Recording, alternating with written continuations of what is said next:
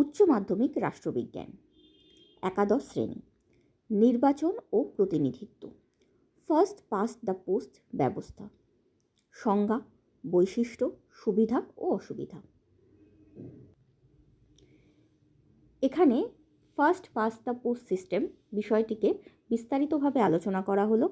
আলোচনার শেষে 4 নম্বরে যদি এরকম প্রশ্ন আসে যে first past the post system সম্পর্কে ধারণা দাও, তাহলে কিভাবে লিখতে হবে সেটা আলোচনা করে দেওয়া হবে। উত্তরটা শুরু করছি। First past the post system. সংজ্ঞা: first past the post system বা সহজ সংখ্যাগরিষ্ঠ পদ্ধতি হলো এমন একটি নির্বাচন পদ্ধতি যে পদ্ধতিতে একটি নির্বাচনী এলাকায় যে প্রার্থী অন্য সব প্রার্থীর চেয়ে বেশি ভোট পান তিনিই জয়লাভ করে আইনসভায় সেই এলাকার প্রতিনিধিত্ব করেন। অর্থাৎ first past the post system বা সহজ সংখ্যাগরিষ্ঠ পদ্ধতি হলো একটি নির্বাচনী পদ্ধতি। আমরা জানি নির্বাচনী পদ্ধতি বলতে সেই পদ্ধতিকে বোঝায় যেই পদ্ধতির মাধ্যমে কোনো দেশের আইনসভার প্রতিনিধি নির্বাচন করা হয়। অর্থাৎ আইনসভার প্রতিনিধি নির্বাচন করার জন্য কোন পদ্ধতিতে ভোট গ্রহণ করা হবে এবং কোন পদ্ধতিতে সেই ভোট গণনা করা হবে তার সমন্বয়কেই বলা হয় নির্বাচন পদ্ধতি। সহজ সংখ্যাগরিষ্ঠ পদ্ধতি হলো এরকমই একটি নির্বাচন পদ্ধতি। এই পদ্ধতির অন্যান্য পদ্ধতির সঙ্গে এই পদ্ধতির তফাৎটা হলো এই যে এই নির্বাচন পদ্ধতিতে যে প্রার্থী অন্যান্য সকল প্রার্থীর থেকে বেশি ভোট পান তিনিই জয়লাভ করে আইনসভায় সেই এলাকার প্রতিনিধিত্ব করেন। প্রয়োগ: এফপিটিপি অর্থাৎ সহজ সংখ্যাগরিষ্ঠ পদ্ধতি বর্তমানে ব্রিটিশ যুক্তরাজ্যের হাউস অফ কমন্সের, মার্কিন কংগ্রেসের উভয় চেম্বারের, কানাডার নিম্নকক্ষের এবং ভারতের লোকসভার ও রাজ্যসভার ও রাজ্য বিধানসভার সদস্যমণ্ডলী নির্বাচন করতে ব্যবহৃত হয়। অর্থাৎ এই first past the post system বিভিন্ন দেশে ব্যবহৃত হয়। তার মধ্যে উল্লেখযোগ্য হলো ব্রিটিশ যুক্তরাজ্যের হাউস অফ কমন্সের মানে নিম্নকক্ষের, কারণ ব্রিটিশ যুক্তরাজ্যেও আমাদের মতোই দ্বিকক্ষ বিশিষ্ট আইনসভা রয়েছে। মার্কিন কংগ্রেসের উভয় চেম্বারের, মার্কিন যুক্তরাষ্ট্রের কংগ্রেস হলো আইনসভার নাম, এই কোনো দলের নাম নয়। কংগ্রেস মানে মার্কিন যুক্তরাষ্ট্রের আইনসভা, তাই মার্কিন আইনসভার উভয় চেম্বারেরই অর্থাৎ দুটি কক্ষেরই, কানাডারও নিম্নকক্ষের এবং ভারতেরও লোকসভার অর্থাৎ নিম্নকক্ষের এবং রাজ্য বিধানসভার অর্থাৎ রাজ্য আইনসভার নিম্নকক্ষের সদস্যমণ্ডলী নির্বাচন করতে ব্যবহৃত হয়। ব্যাখ্যা: একটি উদাহরণের সাহায্যে বিষয়টি বিশ্লেষণ করা যেতে পারে। ধরা যাক একটি নির্বাচনী কেন্দ্রে 100 জন ভোটার রয়েছে এবং এ, বি ও সি এই 3 জন প্রার্থী প্রতিদ্বন্দ্বিতা করছেন। ভোট গ্রহণের পর এ প্রার্থীর প্রাপ্ত ভোট সংখ্যা 38, বি প্রার্থীর প্রাপ্ত ভোট সংখ্যা 35 এবং সি প্রার্থীর প্রাপ্ত ভোট সংখ্যা 27।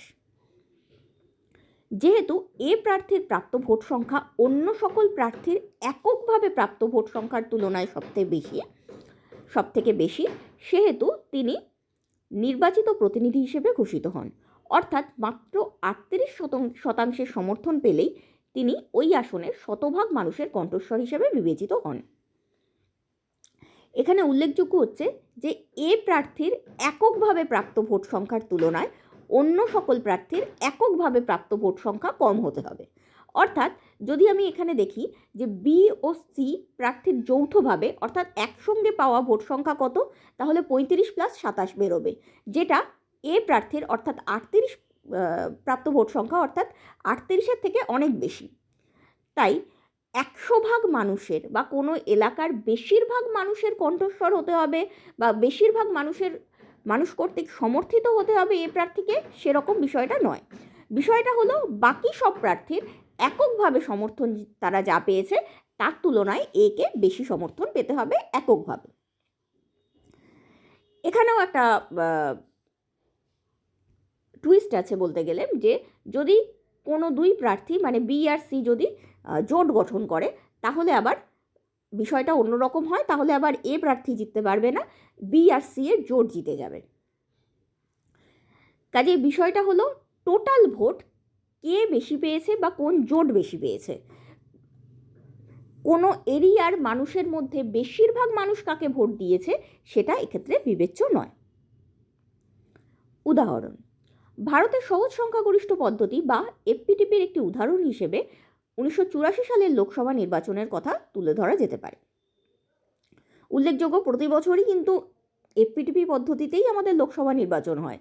এখানে 1984 সালের কথা বলা হলো কারণ 1984 সালের ভোট পার্সেন্টেজ এবং আসন কীভাবে আসন বন্টনের পার্সেন্টেজটা বিস্তারিত আলোচনা করা হচ্ছে। 1984 সালের লোকসভা নির্বাচনে মোট ভোটের শতকরা হিসেবে অনুপাত বিশ্লেষণ করলে দেখা যায় কংগ্রেস দল সর্বমোট ভোটের মাত্র 48% পেয়েছিল। অর্থাৎ কংগ্রেস দলকে ভোট দেয়নি এমন ভোটারের সংখ্যা 52%। মানে কংগ্রেসকে যতজন সমর্থন করেছে তার থেকে যতজন সমর্থন করেনি তাদের সংখ্যা বেশি। কিন্তু এই 52% ভোট কোনো একটা পার্টির কাছে যায়নি বা কোনো বিশেষ জোটের কাছে যায়নি, বিক্ষিপ্ত হয়ে গেছে, বিভিন্ন পার্টির মধ্যে ভাগ হয়ে গেছে। তাই তা সত্ত্বেও কংগ্রেস দল একাই লোকসভায় 543টি আসনের প্রায় 76%, 415টি আসন পেয়ে বিপুল সংখ্যাগরিষ্ঠতার অধিকারী হয়েছিল। অর্থাৎ 48% ভোট পেয়েও 76% আসন কংগ্রেস দখল করেছিল। শুধু 1984 সালের লোকসভা নির্বাচনেই নয়, আরও অন্যান্য নির্বাচনেও এমনটা ঘটতে দেখা যেতে পারে বা দেখা গেছে। উদাহরণস্বরূপ বলা যেতে পারে 1952 সালের, 1957 সালের এবং 1962 সালের কংগ্রেস যথাক্রমে 62 সালের নির্বাচনে কংগ্রেস যথাক্রমে 45%, 48% এবং 45% ভোট পাওয়া সত্ত্বেও প্রায় 75% আসন পেয়েছিল। আবার সম্প্রতি 2019 সালে লোকসভা নির্বাচনে বিজেপি মাত্র 37.4% ভোট পাওয়া সত্ত্বেও প্রায় 55% আসন দখল করেছিল। অর্থাৎ দেখা যাচ্ছে যে যত পার্সেন্ট ভোট তারা পাচ্ছে তার তুলনায় তারা বেশি সংখ্যক আসন দখল করছে। এক্ষেত্রে কুফলটা হলো এই যে যত সংখ্যক লোক তাকে অসমর্থন করছে, মানে তার সমর্থনের থেকে তাকে অসমর্থন করা লোকের সংখ্যা অনেক বেশি বা তার বিপক্ষে একজোট লোকের সংখ্যা অনেক বেশি, কিন্তু তারা যেহেতু নিজেদের ভোটটা ভাগ করে দিয়েছে অন্যান্য পার্টির মধ্যে, তাই অপেক্ষাকৃত কম পার্সেন্টেজ লোকের সমর্থন পাওয়া সত্ত্বেও অপেক্ষাকৃত অনেক বেশি আসন তারা আইনসভায় দখল করছে। তাই বলা যেতে পারে খুব ন্যায্য পদ্ধতিতে গণতান্ত্রিক পরিকাঠামো যে তৈরি হচ্ছে এই পদ্ধতির মাধ্যমে সেটা বলা যায় না। কারণ গণতান্ত্রিক পদ্ধতির অর্থই হচ্ছে যে যত লোক, মানে বেশিরভাগ লোক বা যে অনুপাতে লোক কোনো প্রার্থীকে সমর্থন করবে বা কোনো দলকে সমর্থন করবে সেই অনুপাতেই সেই দল বা প্রার্থী আসন দখল করতে পারবে।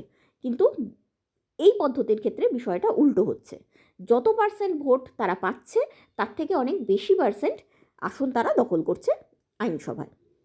অন্যদিকে 2014 সালের লোকসভা নির্বাচনে বিএসপি সারা দেশের তৃতীয় বৃহত্তম ভোট পাওয়া সত্ত্বেও, অর্থাৎ 4.2% ভোট পাওয়া সত্ত্বেও একটিও আসন জিততে পারেনি। মানে এই 4.2%-এর মতামত কোনো মূল্যই রাখলো না, যদিও তারা ভারতের তৃতীয় বৃহত্তম ভোট ছিল। এত বিশাল সংখ্যক ভোটের একটা মাত্র রিপ্রেজেন্টেটিভ আমাদের আইনসভায় গেলই না। তাই বলা যেতে পারে এই পদ্ধতিটা এক ধরনের অন্যায্য পদ্ধতি।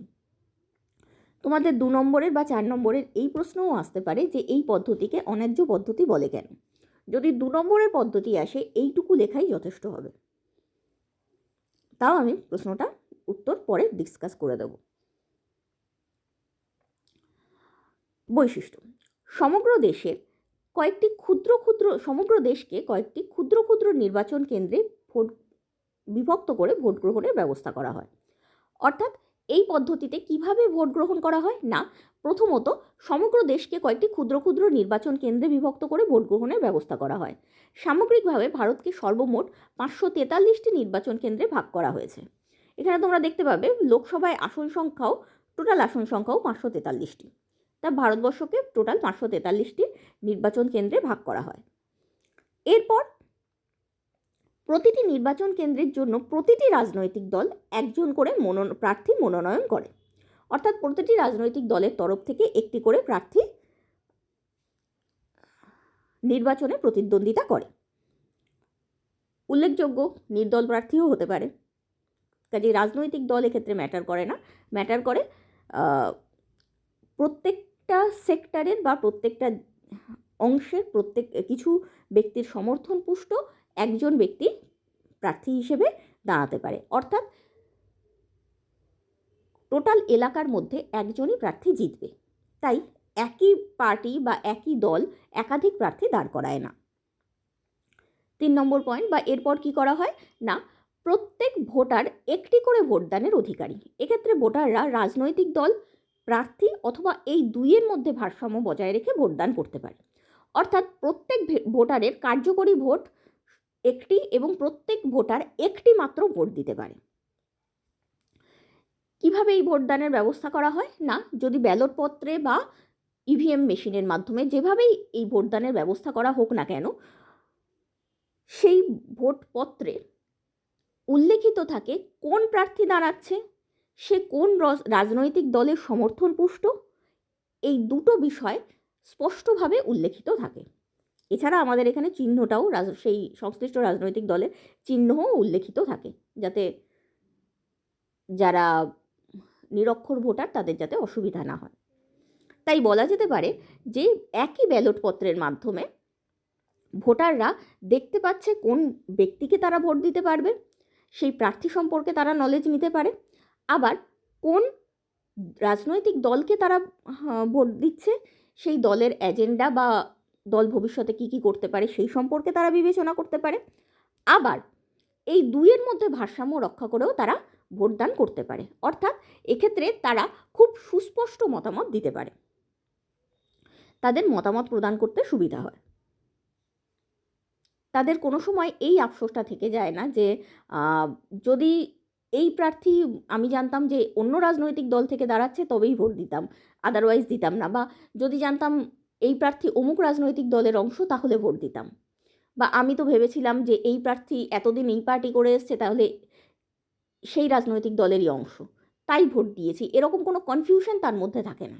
তারা স্পষ্টভাবে দেখতে পারে কোন রাজনৈতিক দলের সমর্থন পুষ্ট কোন প্রার্থীকে তারা ভোটদান করছে, তাই তাদের চয়েসটা অনেক সুস্পষ্ট হয়। এরপর প্রতিটি নির্বাচনী এলাকা থেকে একজন করে প্রতিনিধি নির্বাচিত হয়। নির্দিষ্ট নির্বাচন কেন্দ্রে যে প্রার্থী অন্য সব প্রার্থীর প্রাপ্ত ভোট অপেক্ষা অনেক বেশি ভোট পান তাকেই নির্বাচিত প্রতিনিধি বলে ঘোষণা করা হয়। এক্ষেত্রে বিজয়ী ও পরাজিত প্রাপ্ত ভোটের ব্যবধানের পরিমাণ অপ্রাসঙ্গিক, অর্থাৎ যেমন আমরা উদাহরণটার ক্ষেত্রে দেখলাম যে এ প্রার্থী 38 সংখ্যক ভোট পেয়েছে এবং বি প্রার্থী 35 সংখ্যক ভোট পেয়েছে, তাই মাত্র 3টে ভোটের ব্যবধান রয়েছে। এই 3টে ভোটের ব্যবধান থাকা সত্ত্বেও এই ব্যবধানটা রয়েছে এটাই গুরুত্বপূর্ণ, কটা ভোটের ব্যবধান রয়েছে সেটা এক্ষেত্রে অপ্রাসঙ্গিক। মানে যদি কেউ চাইলে একটা ভোটেও বা কেউ যদি এরকম পরিস্থিতি হয় তাহলে সে একটা ভোটের ব্যবধানেও জিতে যেতে পারে। গুরুত্বপূর্ণ হলো তারা অন্য সব প্রার্থীদের থেকে এককভাবে বেশি ভোট পেয়েছে। 6 নম্বর পয়েন্ট, আনুপাতিক নয় আধিক্যের ভিত্তিতে এই পদ্ধতিতে নির্বাচন করা হয় বলে একে সংখ্যাধিক্য পদ্ধতি বা বহুত্ববাদী ব্যবস্থা বলা হয়। অর্থাৎ কত পার্সেন্ট ভোট পেয়ে কটা আসন নিচ্ছে তার মধ্যে কোনো সামঞ্জস্য থাকে না, আনুপাতিক হারে নয় বা শতকরা হারে নয়, বরং সংখ্যাধিক্যের ভিত্তিতে, অর্থাৎ সর্বমোট এককভাবে প্রাপ্ত ভোট সংখ্যার ভিত্তিতে, ভোট সংখ্যার আধিক্যের ভিত্তিতে এই এক্ষেত্রে প্রতিনিধি নির্বাচন করা হয় বলে একে সংখ্যাধিক্য পদ্ধতিও বলা হয় বা বহুত্ববাদী পদ্ধতি, মানে বেশিরভাগ লোক যার দিকে গেছে সে জিতে গেছে, তাই বহুত্ববাদী ব্যবস্থাও বলা হয়। সুবিধা, সহজ সংখ্যাগরিষ্ঠ পদ্ধতি বা এফপিটিপির সুবিধাগুলি হলো: 1. স্বচ্ছ ও সুস্পষ্ট মতামত প্রদানের সুযোগ প্রদান। এই পদ্ধতি অন্যান্য নির্বাচন পদ্ধতির তুলনায় অনেক স্বচ্ছ এবং সহজবোধ্য। এই পদ্ধতিতে ভোট গ্রহণ করা হলে জনগণ প্রার্থী এবং দল উভয় দিক বিবেচনা করে ভোটদানের সুযোগ পায়। এই পদ্ধতি জনগণকে সুস্পষ্টভাবে নিজের পছন্দ প্রকাশ করার এবং পছন্দের ব্যক্তিকে ভোটদানের সুযোগ প্রদান করে। এখানে একটা চার্টের মাধ্যমে এই পদ্ধতির সুবিধাগুলিকে সংক্ষেপে লিখে দেওয়া হলো। আমি উত্তরটা শুরু করার সময় বলেছিলাম যে এখানে বিষয়টা সম্পর্কে বিস্তারিত আলোচনা করা হচ্ছে, যাতে বিষয়টার কোনো পার্ট থেকে কোশ্চেন আসলে সেই পার্টটাকে তোমরা ইন ডিটেলস আলোচনা করতে পারো। অর্থাৎ যদি এরকম প্রশ্ন আসে এফপিটিপি পদ্ধতির সুবিধাগুলি লেখো, তাহলেও যাতে তোমরা ইন ডিটেলস আলোচনা করতে পারো। আবার যদি এরকম প্রশ্ন আসে যে এফপিটিপি পদ্ধতির অসুবিধাগুলি লেখো, তাহলেও যেন তোমরা ডিটেলসে আলোচনা করতে পারো। আর যদি এরকম প্রশ্ন আসে যে এফপিটিপি পদ্ধতি সম্পর্কে ধারণা দাও, 4 নম্বরের সেরকম উত্তরের ক্ষেত্রে সুবিধা বা অসুবিধাগুলিকে এত ডিটেলসে আলোচনা করতে হবে না, তখন এই চার্টে লেখা সুবিধাগুলি লিখলেই যথেষ্ট হবে।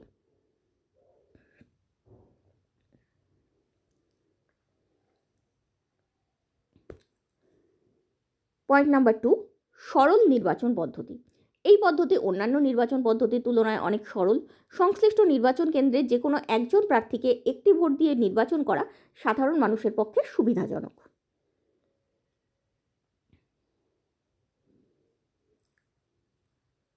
3 নম্বর, যদি 2 নম্বর পয়েন্টের একটু ব্যাখ্যা দিতে যাই তাহলে বলতে হয় এফপিটিপির সঙ্গে সমকক্ষ আরেকটা পদ্ধতির তুলনা করা হয়, সেটাকে বলা হয় পিআর সিস্টেম বা প্রপোর্শনাল রিপ্রেজেন্টেশন সিস্টেম বা সমানুপাতিক প্রতিনিধিত্বের সিস্টেম। সেই সিস্টেমে যখন ভোটদান করা হয় তখন কার্যকরী ভোটের সংখ্যা প্রতি ভোটারের কার্যকরী ভোটের সংখ্যা একটি হলেও প্রতি ভোটারকে অনেকগুলো চয়েস দেওয়া হয়। মানে প্রথম পছন্দের ভোটকে 1 নম্বর দেওয়া, দ্বিতীয় পছন্দের প্রার্থীকে 2 নম্বর দেওয়া, এভাবে অনেকগুলো চয়েস দেওয়া হয়। সেটা একজন ভোটারের পক্ষে অনেক বেশি কনফিউজিং। তার জায়গায় সংশ্লিষ্ট নির্বাচন কেন্দ্রের কোনো একজন প্রার্থীকে ভোট দেওয়াটা অনেক বেশি সুবিধাজনক হয়। 3 নম্বর পয়েন্ট, দ্রুত গণনা পদ্ধতি। ভোট গণনার ক্ষেত্রে কোনো জটিল গাণিতিক পদ্ধতির প্রয়োগ না হওয়ায় সাধারণ মানুষের পক্ষে ভোট গণনা পদ্ধতি সম্পর্কে সুস্পষ্ট ধারণা তৈরি হয়।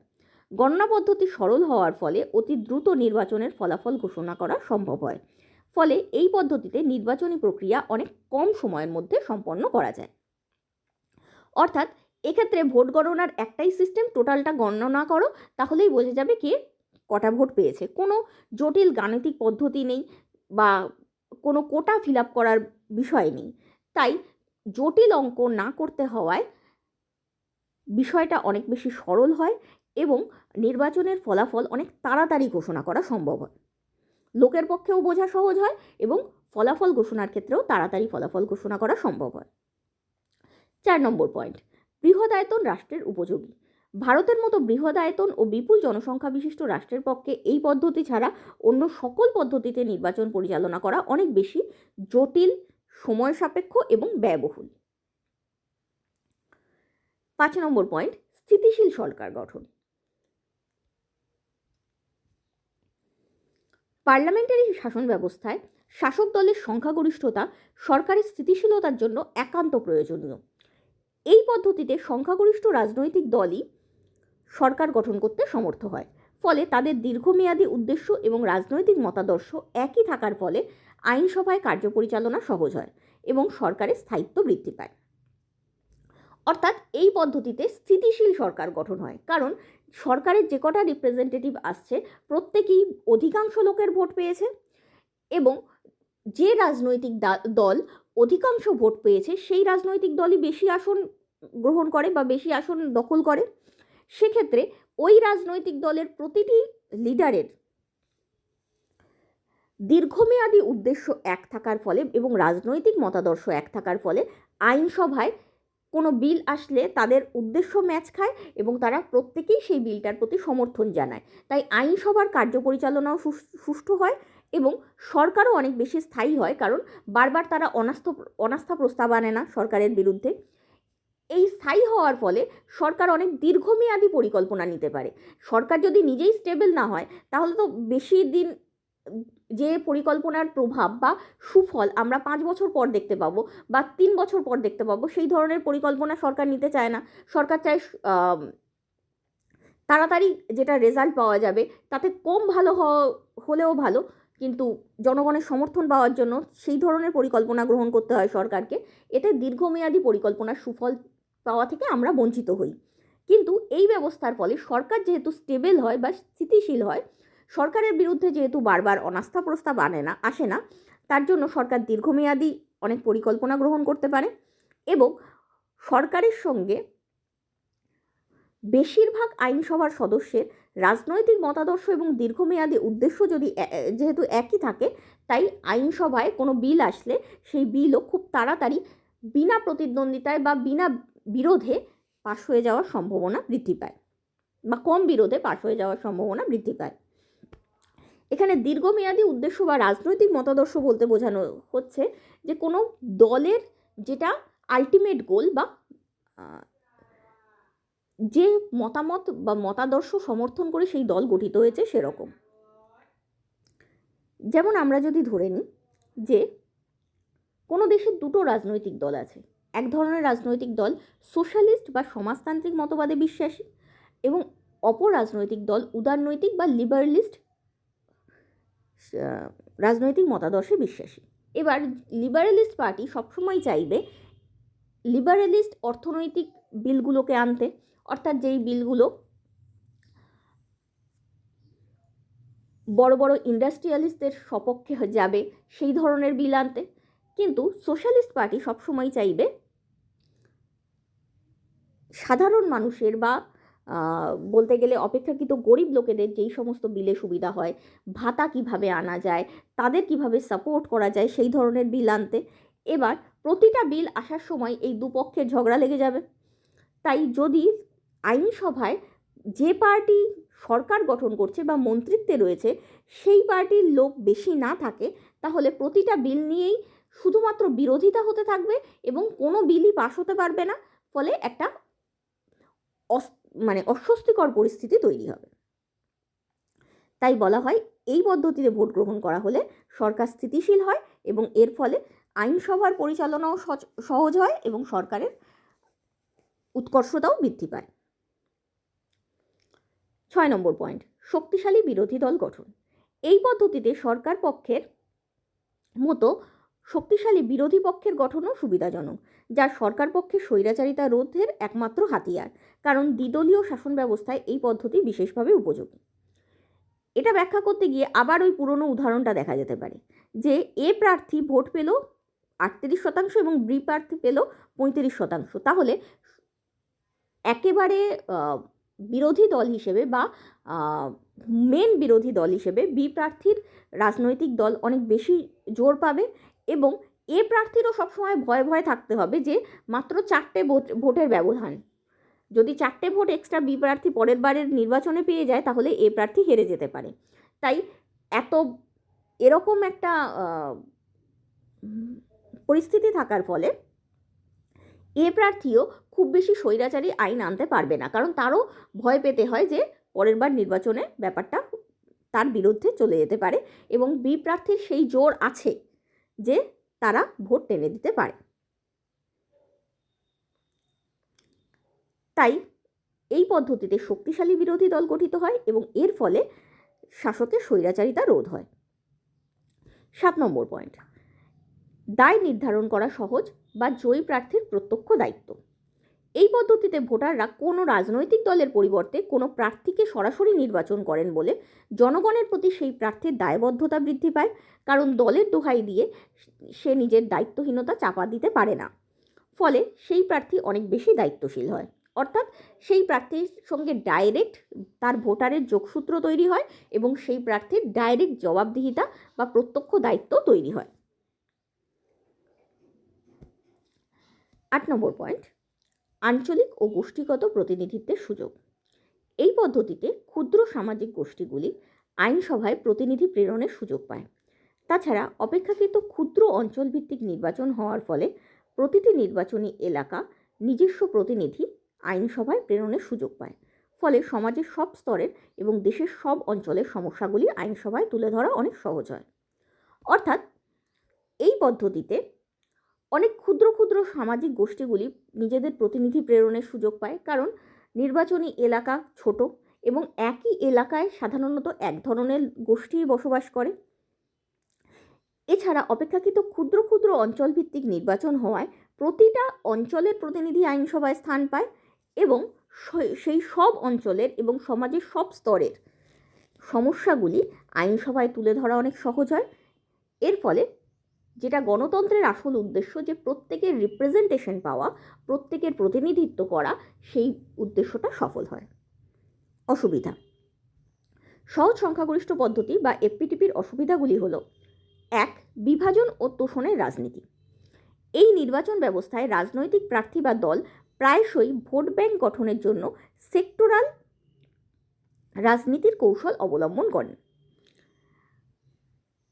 ভোট ব্যাংক গঠন মানে হচ্ছে একটা গ্রুপ অফ পিপল রেডি করা বা একটা শ্রেণী তৈরি করা, যেই শ্রেণী সবসময় একটা পার্টিকুলার ব্যক্তিকে বা একটা পার্টিকুলার পার্টিকেই ভোট দেবে, কারণ তারা অ্যাকচুয়ালি ব্যক্তি বা পার্টিকে না, একটা পার্টিকুলার ইস্যুকে ভোট দেয়। কিভাবে হয় সেটা বুঝিয়ে দিচ্ছি পরে।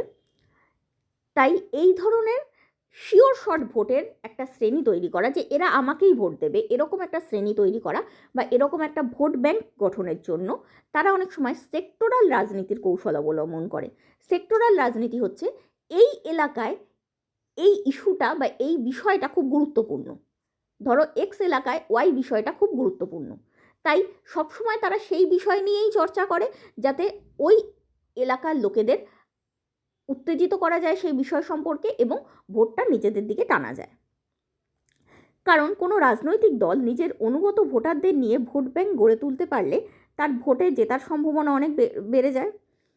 অর্থাৎ নির্বাচনে জয়লাভ করার জন্য বা পুনরায় নির্বাচিত হওয়ার জন্য সংশ্লিষ্ট নির্বাচনী এলাকার অধিকাংশ জনসাধারণকে যে সমস্ত বিষয় উত্তেজিত করে বা তাদের আবেগ এবং বিশ্বাসকে সন্তুষ্ট করে, প্রার্থীরা কেবলমাত্র সেই সকল বিষয়গুলি নিয়েই আলোচনা করে। অর্থাৎ কোনো একটি জায়গায়, আমি ধরে নিচ্ছি, একটা কাল্পনিক উদাহরণ দিয়ে নিচ্ছি, ধরো কোনো একজন রাজনৈতিক লিডার আছে যার নাম পল্টুবাবু। এবার সে কুমারবাজার এলাকায় দাঁড়ায়। কুমারবাজার এলাকার জনসংখ্যার গঠনটা কীরকম না, কুমারবাজার এলাকায় ধরো 100 জন লোক থাকে, তার মধ্যে 51 জন লোক হলো পুরুষ এবং সেই পুরুষরা খুবই রক্ষণশীল ধরনের। তারা চায় মেয়েদের পড়াশোনা না করানো হোক, মেয়েদের চাকরির সুযোগ না দেওয়া হোক। এই 51 জন লোক হচ্ছে এই ধরনের মানসিকতার। আর 49% লোক বা 49 জন লোক হচ্ছে মহিলা বা এরকম মানসিকতার পুরুষ, যারা চায় যে মেয়েদের পড়াশোনা শেখালেও কোনো ব্যাপার না, শেখানোটা উচিত, যে কোনো ধরনের, মানে রক্ষণশীল মেন্টালিটির বিরোধী। হয় তাদের কোনো কিছু যায় আসে না, পড়াশোনা শেখাতেও পারো নাও শেখাতে পারো, অথবা তারা পড়াশোনা শেখানোর সমর্থক। তো এই পল্টুবাবু কী করছে, প্রতি বছরই ভোটে দাঁড়ানোর জন্য একই কথা বলে যায় ওই এলাকার লোকেদের কাছে, যে না, মেয়েদের পড়াশোনা শেখানো উচিত না, আমি এই এলাকায় কোনো স্কুল খুলতে দেবো না মেয়েদের জন্য, আমরা এইরকমইভাবে চলবো, মেয়েদের পড়াশোনা শেখানো হলে এই এই এই এই ক্ষতি আছে, সাপোজ সংসার ভালো হয় না বা মেয়েরা ভালো হয় না, এরকম কিছু ইস্যু নিয়ে তারা সবসময় এই একই কথা বলে যাচ্ছে। কারণ সে জানে 51 জন ভোটের যদি আমি একটা ভোট ব্যাংক তৈরি করতে পারি তাহলেই আমি জিতে যাব, ওই 49%-এর ভোট আর কোনো ম্যাটার করে না। এবার এর সঙ্গে এই প্রার্থীর ব্যক্তিগত মতামতের কোনো মিল নেই, সে শুধু জানে যে এই কথাটা ওই এলাকার জনসাধারণকে উত্তেজিত করে বা তাদের আবেগ এবং বিশ্বাসকে সন্তুষ্ট করে, তাই সে এই কথাটাই বলে যায়। হয়তো এরকম 3 বার ভোটে তাকে জেতানোর পর, অর্থাৎ 15 বছর পর জানা গেল যে পল্টুবাবুর নিজের মেয়েই বড় ডাক্তার হয়ে গেছে, হতেই পারে এরকম ঘটনা।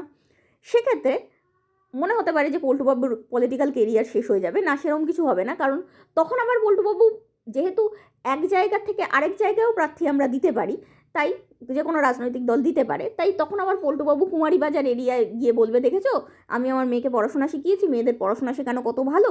সেখানকার লোকেদের আবেগ বিশ্বাসকে যে কথাগুলো সন্তুষ্ট করবে কুমারীবাজার এরিয়ায়, যেখানে হয়তো মেয়েদের পড়াশোনার সমর্থক অনেক বেশি, সেখানে সে দাঁড়িয়ে যাবে এবং সেখানে সে আবার ওই একই খেলা খেলে মানুষকে উত্তেজিত করে জিতে যাবে। এক্ষেত্রে ডেঞ্জারাস বিষয়টা হচ্ছে যে সে যদি শুধু বলে জিতে যেত একরকম, সে পরের বার নির্বাচন হওয়ার জন্য, অর্থাৎ পুনরায় নির্বাচিত হওয়ার জন্য একবার জেতার পর যদি তার এলাকায় কোনো বালিকা বিদ্যালয় খোলার প্রজেক্ট আসে, সেই প্রজেক্টগুলোকে আটকে দেবে। মানে উন্নতিকেও আটকে দিতে পারে শুধুমাত্র ভোটে জেতার জন্য। এটা হলো এই পদ্ধতির সবথেকে ডেঞ্জারাস ব্যাপার। এতে শুধুমাত্র আলোচনার ক্ষেত্রেই নয়, বরং পরবর্তী নির্বাচনে পুনর্নির্বাচিত হওয়ার উদ্দেশ্যে নীতি প্রণয়নের ক্ষেত্রেও গুরুত্বপূর্ণ বিষয়গুলি অবহেলিত হয় এবং সংখ্যালঘুর স্বার্থ উপেক্ষিত হয়। এখানে সংখ্যালঘু বলতে কোনো মাইনরিটি ধর্মের কথা বলা হচ্ছে না। সংখ্যালঘু বলতে বলা হচ্ছে সেই 49% ভোটের কথা, সেই 49% ব্যক্তির কথা যারা ভোটে ওনাকে সংখ্যাগুরু হিসেবে বা বেশি ভোট দেয়নি, যারা ওখানে যেই মতামতটা ওখানে কম সংখ্যক লোকের, সেই মতামত বা সেই লোকগুলোর স্বার্থ উপেক্ষিত হয়। এর ফলশ্রুতি হিসেবে উদ্ভব ঘটে আঞ্চলিক ও সাম্প্রদায়িক বিভাজনের এবং তোষণের রাজনীতির। বিভাজন কি, যে বলে দেওয়া হচ্ছে না পুরুষ আর নারী আলাদা, পুরুষকে পড়াশোনা শিখতে হবে, নারীকে শেখানো যাবে না, একে বলা হয় বিভাজন করা। আর তোষণ কি, শুধু পুরুষকে তোষণ করছে এক জায়গার লোক, যে না তোমরাই ঠিক বলছো, পড়াশোনা শিখলে মেয়েরা খারাপ হয়ে যাবে বা সংসার টিকবে না, এই তারা যেটা পছন্দ করে সেটাই হয়ে যাচ্ছে। আবার কুমারী বাজার এরিয়ায় তার অপোজিট হচ্ছে, সেখানে কি হচ্ছে, লোকে শুধু নারীদের বলছে না না এখানে শুধু বালিকা বিদ্যালয়ই খুলবে, এখানে পুরুষদের পড়াশোনার দরকারই নেই, পুরুষরা রিক্সা চালাবে কিন্তু তোমরা পড়াশোনাটা ঠিক মতো করো। কাজেই এইভাবেই তৈরি হয়, এক দলকে বিভাজন করছি আমরা এক জায়গায়, আবার বিভাজন করে যে দুটো দল বেরোলো তার মধ্যে একটা পক্ষকে আমরা শুধু তোষণ করে যাচ্ছি। এই ধরনের রাজনীতির উদ্ভব ঘটে। এই রাজনীতিটা সাম্প্রদায়িকও হতে পারে, মানে দুটো ধর্মের মধ্যেও ঘটনাটা ঘটানো যেতে পারে, আবার আঞ্চলিকও হতে পারে। যেমন ভারতের উত্তর ভারত আর দক্ষিণ ভারতের মধ্যে একটা আঞ্চলিক বিভেদ রয়েছে, অনেক ক্ষেত্রে পূর্বের রাজ্যগুলোর মধ্যেও একটা আঞ্চলিক বিভেদ ঘটানো যেতে পারে, মানে একেবারে ইস্টার্ন কর্নারের কথা বলছি, সেখানকার রাজনৈতিক পরিস্থিতিতেও তাই করা হয়, যা গণতন্ত্রের পক্ষে বিপজ্জনক। এই ধরনের রাজনীতি গণতন্ত্রের পক্ষে বিপজ্জনক। এখানে একটা চার্টের মাধ্যমে এপিটিপি পদ্ধতির অসুবিধাগুলোকে লিখে দেওয়া হয়েছে। একই কথা যদি সংক্ষেপে আসে বা যদি 2 নম্বরের আসে, তাহলে এই চার্টে লেখা কথাগুলো লিখলেই যথেষ্ট, অত ডিটেলস দিতে হবে না। দিলে পরে অবশ্যই ভালো, কিন্তু লেখা তো টাইম থাকে না, তাই চার্টে লেখা কথাগুলো লেখাই যথেষ্ট হবে।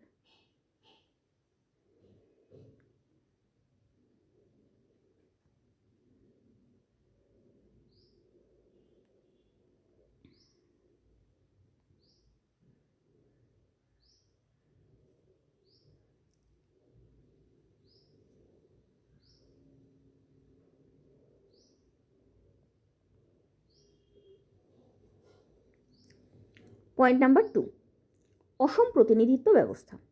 সহজ সংখ্যাগরিষ্ঠ পদ্ধতি বা এপিটিপির সবচেয়ে বড় অসুবিধা হলো এই যে এই পদ্ধতি কোনো রাজনৈতিক দলের প্রাপ্ত ভোট সংখ্যা, এই পদ্ধতিতে কোনো রাজনৈতিক দলের প্রাপ্ত ভোট সংখ্যা এবং প্রাপ্ত আসন সংখ্যার মধ্যে অসমতা বা অসামঞ্জস্যতা তৈরি হয়, যেটা আগেই ডিসকাস করেছি।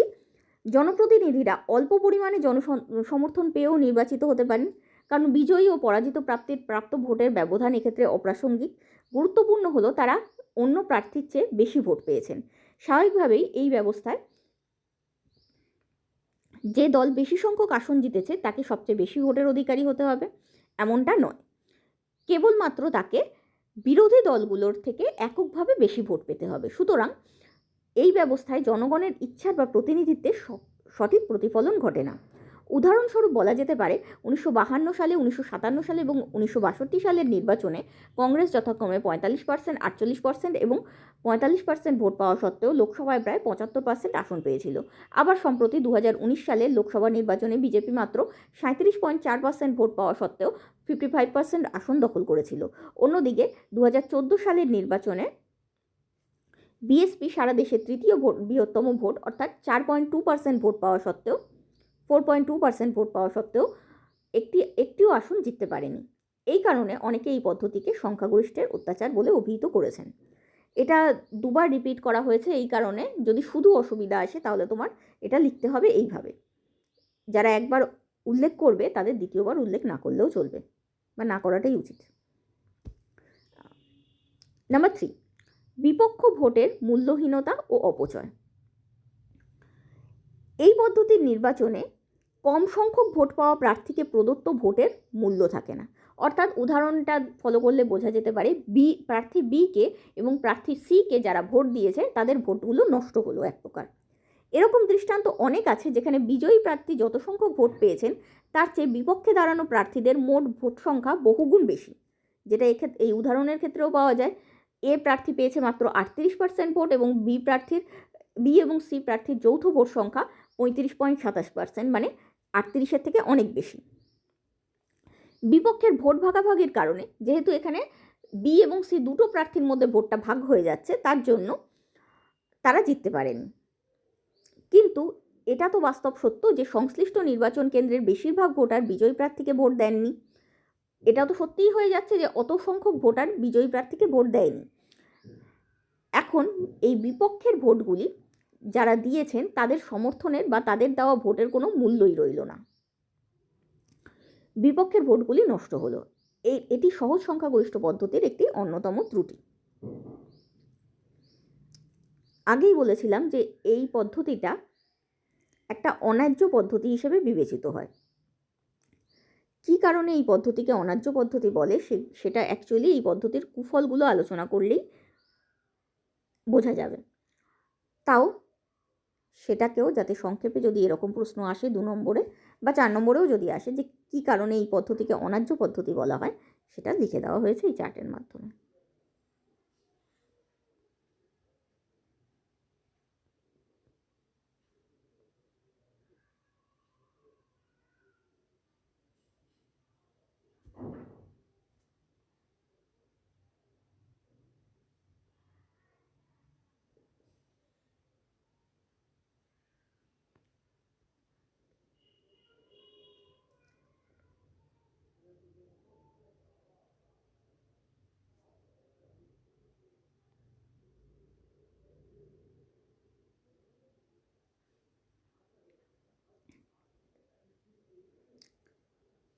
চার নম্বর পয়েন্ট, ছোট দলগুলির পক্ষে অনুপযুক্ত।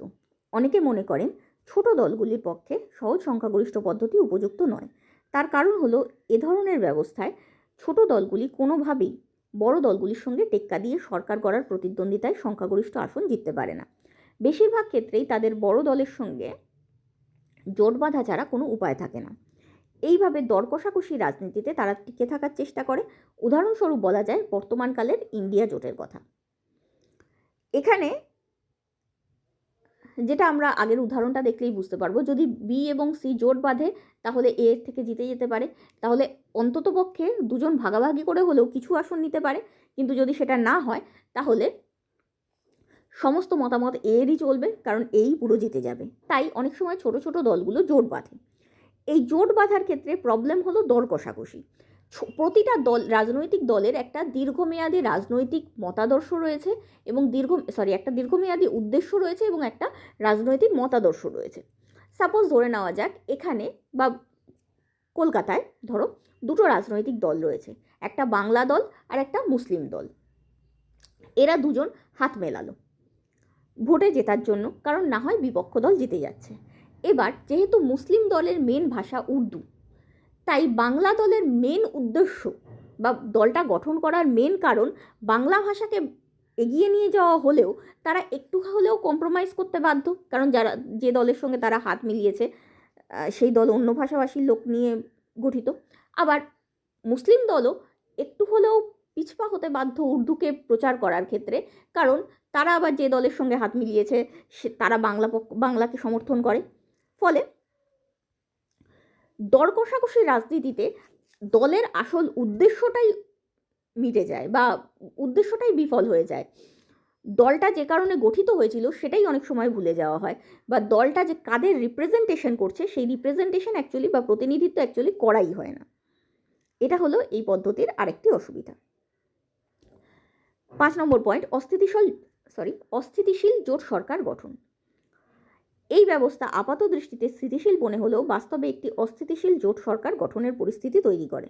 যেটা আগেই বললাম যে আইনসভায় বেশিরভাগ লোকের সমর্থন পেয়ে যায়, কারণ বহু সংখ্যক মতামত তাদের পক্ষে। কিন্তু যদি জোট সরকার গঠিত হয়, ওই যেটা এক্ষুনি উদাহরণ দিলাম, বাংলার রাজনৈতিক দল এবং উর্দু রাজনৈতিক দল বা মুসলিম রাজনৈতিক দলের মধ্যে। এই ধরনের জোট সরকার গঠিত হলে বারবার সেই অনাস্থা প্রস্তাব আসতে থাকে, আবার বারবার সেই প্রতিটা বিলের ক্ষেত্রে বিরোধিতা আসতে থাকে, ফলে অস্থিতিশীল জোট সরকার গঠিত হয়। সংখ্যাগরিষ্ঠ ভোট পাওয়ার জন্য রাজনৈতিক দলগুলি, ছোট ছোট রাজনৈতিক দলগুলি জোট গঠন করে আইনসভায় সম্মিলিতভাবে সংখ্যাগরিষ্ঠ আসন লাভ করে। উদাহরণস্বরূপ বিজেপির নেতৃত্বাধীন ন্যাশনাল ডেমোক্রেটিক অ্যালায়েন্স কর্তৃক গঠিত বর্তমান সরকারের অর্থাৎ 2024-এর সরকারের কথা উল্লেখ করা যেতে পারে। এই জোট সরকার কখনোই একই লক্ষ্যের দিকে দৌড়ায় না। এই ধরনের জোট সরকারগুলি কখনোই একই লক্ষ্যের দিকে দৌড়ায় না, ফলে প্রতিটি আইন প্রণয়নের সময় আইনসভায় দ্বন্দ্ব এবং বিদ্বেষের সৃষ্টি হয়, যা আইনসভার সুষ্ঠু পরিচালনার পরিপন্থী। উদাহরণস্বরূপ 1971 সালের পরবর্তী সময় ভারতের পরিস্থিতির কথা উল্লেখ করা যেতে পারে। বর্তমানে অর্থাৎ 2024 সালে গঠিত যে লোকসভা সরকার আছে, সেই সরকারেরও অনেক জোট বন্ধু থাকার ফলে, মানে সেটা জোট সরকার স্থান পাওয়ার ফলে অনেক ক্ষেত্রে নীতির বিরোধিতা তৈরি হয়। যেমন বিজেপি পার্টি বা মেন যে এই জোটের পার্টি, তাদের উদ্দেশ্য হলো হিন্দি ভাষাকে সর্বস্তরে ছড়িয়ে দেওয়া, কিন্তু সাউথের যে সমস্ত পার্টিগুলো এই জোটকে সমর্থন করেছে তারা আবার হিন্দিকে অতটা পছন্দ করে না। এবার হিন্দি নিয়ে কোনো বিল আসতে চাইলে সেই বিল ভালো হোক কি খারাপ হোক, বিরোধিতা তো হবেই। কাজেই এর ওপর আবার অনাস্থা প্রস্তাবও আসতে পারে, কাজেই সরকার আনস্টেবল হয়ে যায়। এর ফলে আইনসভার সুষ্ঠু পরিচালনা সম্ভব হয় না। 6 নম্বর, কৌশলগত ভোটিং। এফপিটিপি কৌশলগত ভোটদানকে উৎসাহিত করে, কারণ এই পদ্ধতিতে ভোটাররা নিজেদের অপছন্দের প্রার্থীকে জয়ী না হতে দেওয়ার জন্য বা হারানোর উদ্দেশ্যে এমন প্রার্থীকে ভোট দেওয়ার জন্য চাপ অনুভব করতে পারে যাকে তারা বাস্তবে সমর্থন করে না। অর্থাৎ এই পদ্ধতি ভোটারদের প্রকৃত পছন্দকে প্রতিফলিত করে না। মানে উদাহরণটা যদি আগে দেখা যায় তাহলে বলা যাবে ABC 3 জন প্রার্থী রয়েছে। যে সমস্ত প্রার্থী বিকে পছন্দ করে না, সেও অনেক সময় বিকে ভোট দেবে, কারণ সে জানে সি এর এতটা ক্ষমতা নেই যে সি একে হারাতে পারবে। তাই সি প্রার্থী বি প্রার্থীর তুলনায় ভালো হলেও তারা সি প্রার্থীকে ভোট দেয় না, কারণ তারা মেন লক্ষ্য নিজেদের ভালো করা রাখে না, মেন লক্ষ্য রাখে এ যেন জিতে না যায়, তাহলে নিজেদের বেশি খারাপ হয়ে যাবে, তার থেকে বিকে তারা বেশি ভোট দেয়। অর্থাৎ এই পদ্ধতি ভোটারদের প্রকৃত পছন্দকে প্রতিফলিত করে না। 7 নম্বর, যোগ্য প্রার্থীর পরিবর্তে জনপ্রিয় প্রার্থীকে দলীয় মনোনয়ন। সহজ সংখ্যাগরিষ্ঠ পদ্ধতি বা এফপিটিপিতে অনেক ক্ষেত্রে ভোটারদের পছন্দের কোনো দাম দেওয়া হয় না। জয়ের সম্ভাবনা বাড়ানোর উদ্দেশ্যে নিরাপদ প্রার্থীকে নির্বাচনে দাঁড়ানোর সুযোগ দেওয়ার প্রচেষ্টায় অনেক ক্ষেত্রে নির্বাচন কেন্দ্রের এলাকার বাইরের কোনো বিশিষ্ট ব্যক্তিকে কোনো দল প্রার্থী হিসেবে দাঁড় করিয়ে দেয়, তখন সেই দলের ভোটারদের কোনো দ্বিতীয় পছন্দের সুযোগ থাকে না। অর্থাৎ এক্ষেত্রে প্রার্থী নির্বাচনের ক্ষেত্রে রাজনৈতিক দলরা যোগ্যতাকে দেখে না, দেখে পপুলারিটিকে বা জনসমর্থনকে। এটা তোমরা অনেক জায়গায় দেখতে পারবে যে বড় বড় হিরো হিরোইন, যারা অভিনেতা অভিনেত্রী, তাদেরকে এনে দাঁড় করিয়ে দেওয়া হয়। তারা আইন বিষয়ে বা রাজনীতি বিষয়ে কতটা অভিজ্ঞ, কতটা কাজ করতে পারবে লোকের জন্য, সেটা ভাবা হয় না, দেখা হয় তারা জনপ্রিয় এবং তারা ভোটে জিতে যাবেন। তাই নিরাপদ অর্থাৎ বেশি ভোট পেতে পারেন এই রকম প্রার্থীকে বাছা হয় এই ক্ষেত্রে। এবার রাজনৈতিক দল যে প্রার্থী দাঁড় করাবে সেই 5টা প্রার্থীর মধ্যেই তো তোমার বাছতে হবে, 5টা রাজনৈতিক দলের প্রত্যেকের প্রার্থীর মধ্যেই তো বাছতে হবে। প্রত্যেকেই যদি বড় বড় হিরো হিরোইনকে দাঁড় করিয়ে দেয়, তাহলে তোমার কাছে কোনো অপশানই রইল না যে তুমি একটা যোগ্য প্রার্থীকে ভোট দেবে। এই পরিস্থিতি তৈরি হয়। 8 নম্বর পয়েন্ট, ছোট সামাজিক গোষ্ঠীর স্বার্থের পরিপন্থী। হাজার হাজার বছর ধরে ভারতীয় সমাজ ব্যবস্থায় বিভিন্ন জাতি, ধর্ম, বর্ণ ও ভাষার ভিত্তিতে বৈষম্য দেখতে পাওয়া যায়। এই বৈষম্যমূলক সমাজ ব্যবস্থায় এফপিটিপি পদ্ধতিতে নির্বাচনের অর্থ হল সমাজে প্রভাবশালী এবং সংখ্যাগরিষ্ঠ জাতিগোষ্ঠীর প্রতিনিধিরাই সবসময় নির্বাচনে জয়লাভ করবে। সংখ্যালঘু জনগোষ্ঠীর প্রতিনিধিরা নির্বাচনে কখনোই জয়লাভের সুযোগ পাবে না। তাই সংবিধানের প্রণেতারা ছোট ছোট অনুন্নত জাতিগোষ্ঠীর প্রতিনিধিত্ব নিশ্চিত করার লক্ষ্যে সংরক্ষিত নির্বাচন ক্ষেত্র নামক এক বিশেষ ব্যবস্থার গ্রহণ করেছেন। এই ব্যবস্থা অনুযায়ী সীমানা নির্ধারক কমিশন প্রতিটি নির্বাচন ক্ষেত্রের সীমানা নির্ধারণ করার পাশাপাশি সংশ্লিষ্ট নির্বাচন কেন্দ্রে বসবাসকারী জনসংখ্যার প্রকৃতি পরীক্ষা করে দেখেন এবং কিছু নির্বাচন কেন্দ্রকে বিশেষ জনগোষ্ঠীর জন্য সংরক্ষিত করেন। অর্থাৎ যদি ভারতবর্ষের মতো দেশে সংখ্যাগরিষ্ঠ মানে এককভাবে প্রাপ্ত বেশি ভোটের ভিত্তিতেই প্রার্থী নির্বাচিত হয়, তাহলে অনেক সময় প্রতিটা এলাকার সংখ্যালঘু প্রার্থীগুলি বা সংখ্যালঘু গোষ্ঠীগুলি রিপ্রেজেন্টেটিভ আইনসভায় পাঠাতে পারবে না। তাই এরকম ব্যবস্থা তৈরি করা হয়েছে যে প্রতিটা এলাকায় শুধু নির্বাচনী ক্ষেত্র হিসেবে ভাগ করাই নয়, সেখানকার জনসংখ্যার গঠন কেমন, ওই যে বললাম কুমারবাজার এবং কুমারীবাজার এলাকা, এই দুটো এলাকার গঠন সম্পর্কেও একটা ধারণা তৈরি করা হয় যে এখানে ছেলেরা বেশি বা রক্ষণশীল লোক বেশি, ওখানে রক্ষণশীল লোক নেই, এবং এইভাবেই সীমানা টানা হয় প্রথম কথা, যাতে দুদিকে দু ধরনের লোক পড়ে। এরকম কুমারবাজার এবং কুমারীবাজারকে আলাদা করা হয় না, কুমারবাজারের উত্তরাংশ এবং কুমারীবাজারের পূর্বাংশ এক করা হয়, আবার কুমারবাজারের দক্ষিণাংশ এবং কুমারীবাজারের পশ্চিমাংশ এক করা হয়। এইভাবে সীমানা টানা হয় যাতে এই ধরনের পরিস্থিতি তৈরিই না হতে পারে। তাছাড়াও প্রতিটা এলাকার সংখ্যালঘু গোষ্ঠীকে কীরকম সেই সম্পর্কেও একটা ধারণা তৈরি করা হয়।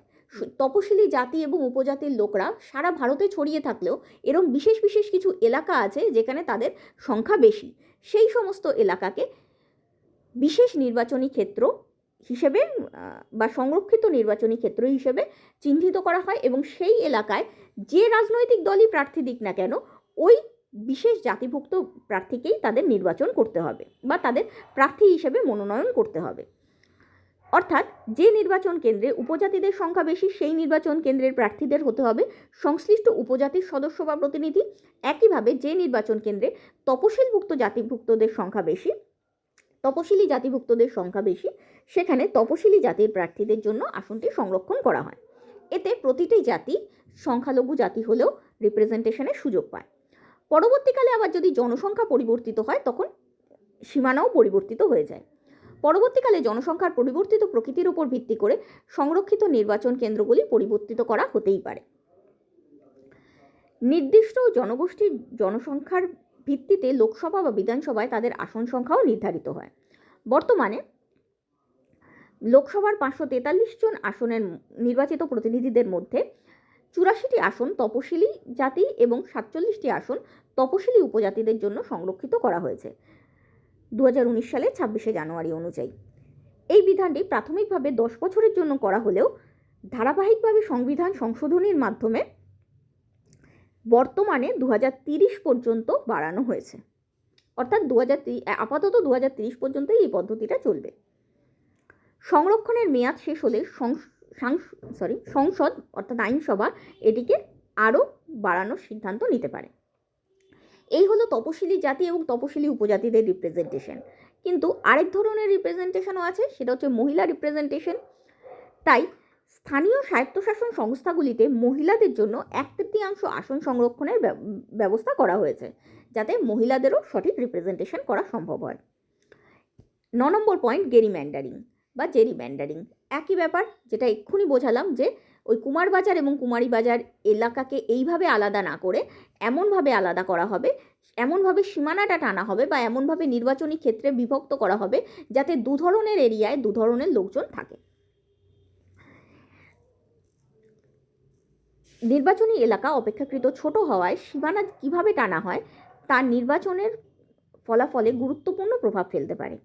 এই কারণে অনেক সময় ক্ষমতাসীন দল এমনভাবে নির্বাচনী এলাকার সীমানা নির্ধারণ করে যাতে কোনো একটি বিশেষ রাজনৈতিক দলের সপক্ষে মতামতকে সঞ্চালিত করা যায়। পাশ্চাত্যের অনেক দেশে এই সমস্যা থাকলেও ভারতবর্ষে যেহেতু সীমানা নির্ধারক কমিশন নামক অরাজনৈতিক সংস্থা দ্বারা নির্বাচনী এলাকার সীমা নির্ধারিত হয়, তাই ভারতবর্ষে এই ধরনের সমস্যা নেই বললেই চলে।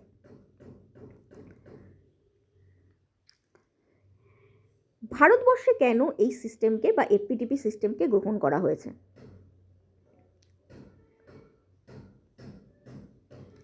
যে কথাগুলো অলরেডি পড়েছি সেগুলোরই কথা। 1, এফপিটিপি হলো সবচেয়ে সহজবোধ্য পদ্ধতি, আর সদ্য স্বাধীনতাপ্রাপ্ত ভারতবর্ষে নিরক্ষরতার হার ছিল বেশি, তাই সাধারণ মানুষ ছিলেন রাজনৈতিকভাবে অজ্ঞ।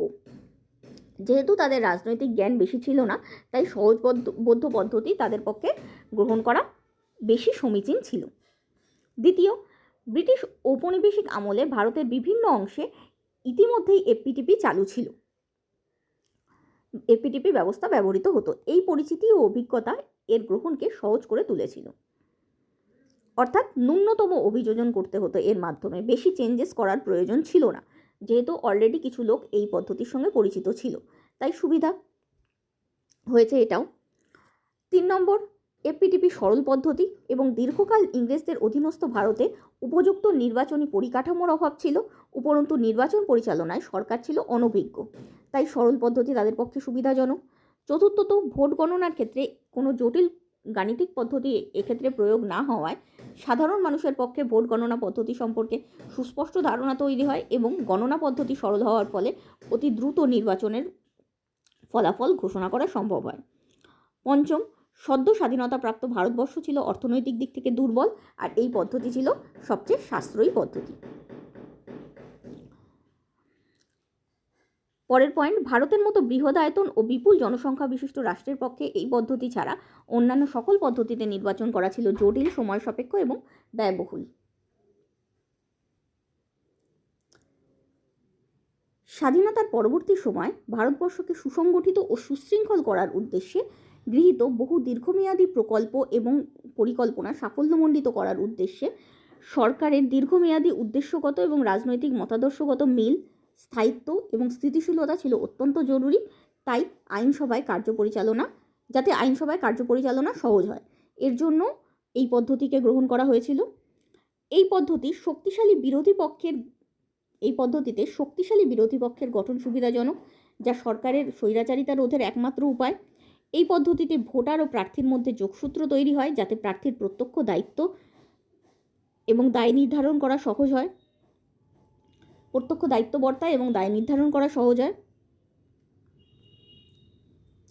পরের পয়েন্ট, সমাজের সব স্তরের এবং দেশের সব অঞ্চলের বিভিন্ন ভাষা, ধর্ম, সংস্কৃতির সমস্যাগুলি আইনসভায় তুলে ধরা এই পদ্ধতির ফলে সহজ হয়, ফলে জাতীয় সংহতি সুদৃঢ় হয়।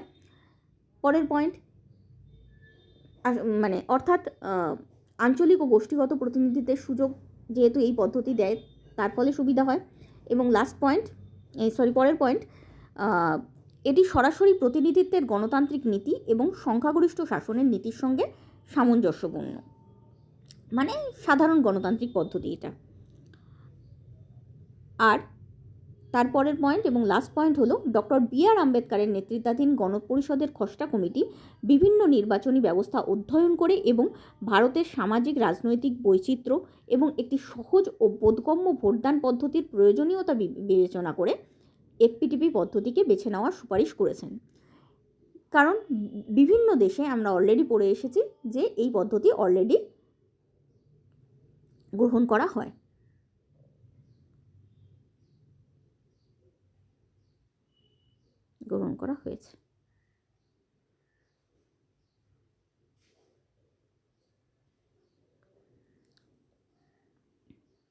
উপসংহার, পরিশেষে বলা যায়, এমন কিছু দেশ রয়েছে যারা একসময় তাদের নির্বাচন ব্যবস্থার জন্য সহজ সংখ্যাগরিষ্ঠ পদ্ধতি গ্রহণ করেছিল, পরে তা বর্জন করেছে। এদের মধ্যে উল্লেখযোগ্য হলো জার্মানি, অস্ট্রেলিয়া, দক্ষিণ আফ্রিকা প্রভৃতি। সদ্য স্বাধীনতাপ্রাপ্ত ভারতবর্ষ অর্থনৈতিক দিক থেকে দুর্বল ছিল। সেই পরিস্থিতিতে এফপিটিপি ছিল সবচেয়ে সাশ্রয়ী পদ্ধতি। এছাড়া তখন নিরক্ষরতার হার ছিল বেশি, তাই রাজনৈতিক দিক থেকে অজ্ঞ সাধারণ মানুষের কাছে এই পদ্ধতি ছিল সবচেয়ে সহজবোধ্য পদ্ধতি। এই কারণে তখন অপেক্ষাকৃত অন্যায্য পদ্ধতি হওয়া সত্ত্বেও এই পদ্ধতিকে সাধারণ নির্বাচনের জন্য উপযুক্ত মনে করা হয়েছিল। কেন অন্যায্য সেটাও আমরা আগের চার্টে দেখিয়ে দিয়েছি, আর কেন গ্রহণ করা হয়েছিল সেটাও ডিসকাস করা হয়ে গেছে। কিন্তু বর্তমানে শিক্ষা ও অর্থনৈতিক অগ্রগতির ফলে অপেক্ষাকৃত ন্যায্য পদ্ধতিকে গ্রহণ করার কথা বিবেচনা করা হচ্ছে। তাই ভারতীয় আইন কমিশন তার 170তম প্রতিবেদনে 1999 সালে এবং 277তম প্রতিবেদনে 2015 সালে কেন্দ্রীয় সরকারের কাছে পরীক্ষামূলক ভিত্তিতে মিশ্র সদস্য আনুপাতিক প্রতিনিধিত্ব বা MMPR ব্যবস্থা, অর্থাৎ যা সহজ সংখ্যাগরিষ্ঠ পদ্ধতির সঙ্গে সমানুপাতিক প্রতিনিধিত্বের একটা মিশ্র ব্যবস্থা, তা চালু করার জন্য সুপারিশ করেছে। প্রতিবেদনে পরামর্শ দেওয়া হয়েছে যে PR সিস্টেমের মাধ্যমে 25% লোকসভা আসন পূরণ করা যেতে পারে। ক্ষমতার আরও সুষম বণ্টন নিশ্চিত করার জন্য প্রতিটি রাজ্য ও কেন্দ্রশাসিত অঞ্চলের অতিরিক্ত শাসন বা অন্তত 1/4 অর্থাৎ ওই 25% আসনের জন্য এই সিস্টেমকে অর্থাৎ MMPR সিস্টেমকে বা মিশ্র সদস্য আনুপাতিক প্রতিনিধিত্ব ব্যবস্থাকে প্রয়োগ করা যেতে পারে। এতে দক্ষিণ, উত্তর পূর্ব এবং উত্তরের রাজ্যগুলি পার্লামেন্টের কণ্ঠস্বর আরও জোরালো করতে পারবে। এবং প্রসঙ্গত উল্লেখযোগ্য যে বর্তমানে জার্মানি ও নিউজিল্যান্ডে এই ধরনের মিশ্র ব্যবস্থার প্রবর্তন রয়েছে। এই ধরনের সংস্কার নিশ্চিতভাবেই প্রতিনিধিত্বের ব্যবস্থাকে আরও ন্যায্য এবং গণতন্ত্রকে আরও শক্তিশালী করে তুলবে। অর্থাৎ আগে এত অসুবিধার জন্য এই পদ্ধতি গ্রহণ করা হলেও একথা অনস্বীকার্য যে এই পদ্ধতি অপেক্ষাকৃত অন্যায্য পদ্ধতি। তাই ভারতীয় আইন কমিশন অপেক্ষাকৃত ন্যায্য পদ্ধতি গ্রহণের কথা বলেছে, যদিও পুরোপুরি পাল্টে দেওয়ার কথা বলেনি সিস্টেমকে। তারা বলেছে পরীক্ষামূলক ভিত্তিতে যদি দুই ধরনের পদ্ধতি অর্থাৎ সহজ সংখ্যাগরিষ্ঠ পদ্ধতি এবং সমানুপাতিক প্রতিনিধিত্বের পদ্ধতির একটা মিশ্র ব্যবস্থা গ্রহণ করা যায় তাহলে ভালো হবে। সেটা কেন্দ্রীয় আইনসভার নিম্নকক্ষের ক্ষেত্রেও এবং রাজ্য আইনসভার নিম্নকক্ষের ক্ষেত্রেও অর্থাৎ লোকসভা এবং বিধানসভা উভয় ক্ষেত্রেই 25% আসনের ক্ষেত্রে এই পদ্ধতি ব্যবহার করা যেতে পারে। এতে রিপ্রেজেন্টেশন আরও বেশি সুষম হবে এবং গণতন্ত্র আরও জোরালো হবে। তাই বর্তমানে এই পদ্ধতি পরিবর্তন করার কথা একটু হলেও ভাবনা চিন্তা করা হচ্ছে। এই হলো FPTP সিস্টেম বা সহজ সংখ্যাগরিষ্ঠ পদ্ধতি। উত্তরটা ভালো লাগলে প্লিজ লাইক করো, শেয়ার করো বন্ধুদের সাথে, এবং এরকম কোনো আরও প্রশ্নের উত্তর জানতে হলে প্লিজ আমার চ্যানেলটাকে সাবস্ক্রাইব করুন। আর কমেন্টের মাধ্যমে জানিও তোমরা কোন কোন উত্তর জানতে চাও। Thank you.